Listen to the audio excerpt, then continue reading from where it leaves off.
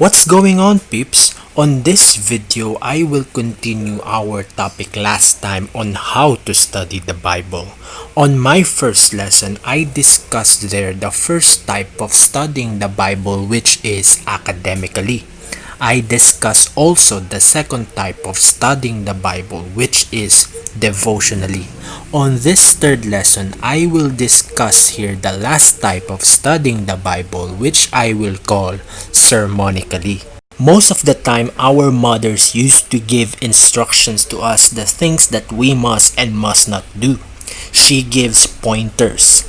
A good example here is cleaning the dishes. She will give pointers on how we must and must not do to clean the dishes.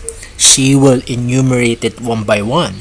Separate the plates and the utensils, remove the leftovers on the plate and put it in a container, put all the dishes into the sink, rinse first the dishes and use steel wool if necessary.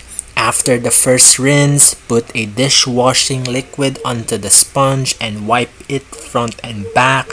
After cleaning all the slides, rinse it one last time and put it on a dish drainer. Mommy didn't conclude on these points without her knowledge. She studied it for a long time when she was a kid. Because of this knowledge of how to clean the plates and utensils, she passed it on to her children. Same thing with studying the Bible. When we understand what the text says, we are giving conclusions on how we can apply it on our Christian living. It is incomplete if we study the Bible without application. We must remember that everything that we study in the Bible must have a corresponding application for our Christian living. It is not enough that we are studying the Bible through head knowledge only. It is not enough that we study only the Bible by using our emotions, and it is not even enough to study the Bible by application alone. It is like you are a leader on an organizational club that gives instruction on how to do this and do that. How are we sure that we are instructing to them are based on facts? How sure are we that the instructions we are giving to them has relevance on the text? A frequent question of academically to understand the Bible is what does it mean, and devotionally is what does it mean to me. Sermonically type usually asks how and what does it mean to me. What is the good side of studying the Bible sermonically? If devotionally motivates yourself in your Christian living, sermonically motivates other people in their Christian living. What is the bad side of studying the Bible sermonically? It has little or no context to it. Let's have an example again using Titus chapter 2 verse 1. And it says, "You, however, must teach what is appropriate to sound doctrine." This would be my result based on sermonically. Since that God tells me to be a teacher, these are the things that I am going to do in order for me to be a teacher. First is to enroll. Why? Because that is the only way for me to be a professional teacher someday, so that I could teach this sound doctrine. Next is attend class. Why? I need the teachers to see my presence.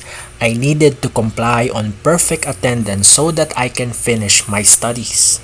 Next is to comply with requirements. Why? Aside from attending classes perfectly, I must pass my requirements on time. Not just being on time, it must be excellent.